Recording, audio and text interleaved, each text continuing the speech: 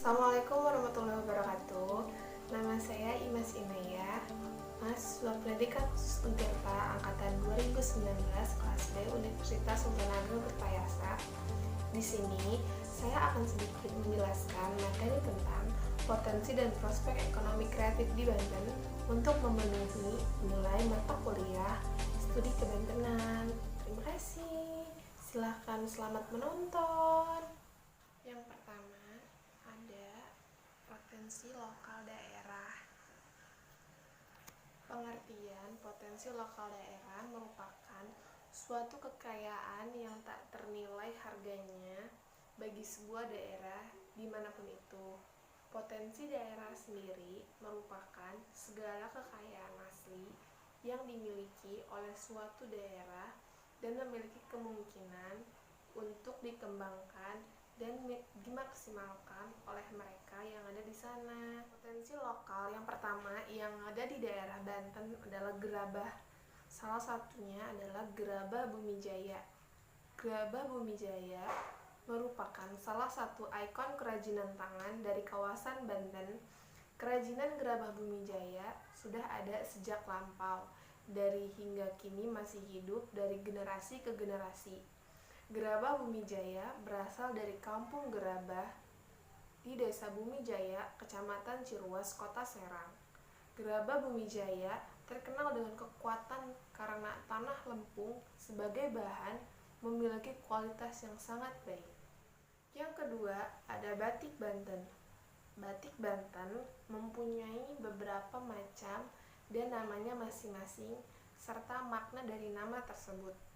Yang pertama, ada motif Sabak Kingking, yang kedua motif Sri Manganti, yang ketiga motif Mandalikan, yang keempat motif Pasepen, yang kelima motif Pejantren, yang keenam motif Kapurban, yang ketujuh motif Pasuluman, yang kedelapan motif Kawangsan, yang kesembilan motif Pamaranggen, yang ke-10 motif Pancaniti, yang ke-11 motif Surosoan, dan yang terakhir motif Datu Laya. Selanjutnya ada kuliner khas Banten.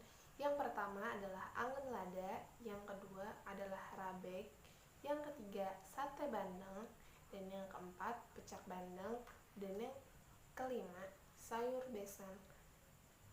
Makanan-makanan khas Banten sudah bisa kita temui di restoran yang ada di sekitar Banten. Bahkan, makanan khas Banten biasanya selalu disajikan pada saat hari-hari raya dan hari-hari besar maupun acara pernikahan. Ada kesenian khas Banten. Dalam bidang kesenian, yang merupakan salah satu dari 7 unsur kebudayaan universal, seni tradisional Banten yang memiliki genealogis atau keeratan hubungan dengan tradisi Islam Kesultanan serta kaya dengan adat keislaman lokal, disinyalir hampir mengalami kepunahan akibat daya tahan seni tradisional yang kurang kuat dalam menghadapi penetrasan budaya asing. Kesenian tradisional Banten dapat dikategorikan menjadi 4 kategori. Yang pertama, seni tradisional yang sangat kental diwarnai hidup dan berkembangnya agama Islam seperti rampak bedug, terbang gede, qosidah, dan yalil.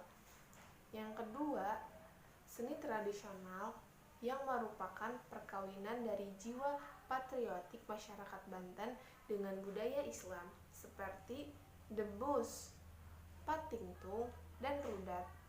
Yang ketiga, ada seni tradisional yang merupakan budaya Banten tua yang menurut sejarah lahir bersama Islam atau sebelum datangnya agama Islam di Banten seperti angklung buhun, dog-dog lojor, benrong lesung, dan beluk. Yang keempat, ada seni tradisional yang datang dari luar Banten dengan mengalami proses akulturasi budaya seperti kuda lumping, gambang kromong, dan coke. Selanjutnya ada kerajinan tangan khas Banten. Yang pertama ada Gerabah Bandalu, yang kedua ada Gerabah Bumi Jaya, yang ketiga ada Kerajinan Bumbu Ciakar, yang keempat ada Kerajinan Tas. Untuk teman-teman yang suka traveling, Banten juga punya tuh destinasi wisata. Salah satunya yang paling terkenal adalah pantainya. Yang pertama ada Masjid Agung, yang kedua ada Taman Ujung Kulon, yang ketiga ada panorama Gunung Krakatau, yang keempat yang terkenal dengan pantainya Anyer dan Sawarna, yang keenam ada Baduy, karena di suku Baduy ini banyak banget ya yang teman-teman bisa lihat sendiri. Kawasan ekonomi khusus di Banten. Untuk merangsang percepatan pembangunan kawasan Tanjung Lesung melalui masuknya investor, pemerintah Presiden Susilo Bambang Yudhoyono memasukkan daerah ini ke dalam kawasan ekonomi khusus atau KEK dengan sektor kepariwisataan sebagai titik utama pengembangan payung hukum yang digunakan adalah Undang-Undang Nomor 25 Tahun 2007 tentang penanaman modal. Sekian teman-teman video materi yang bisa saya sampaikan, kurang lebihnya mohon maaf. Jangan lupa nonton, like, komen, dan subscribe. Terima kasih. Assalamualaikum warahmatullahi wabarakatuh.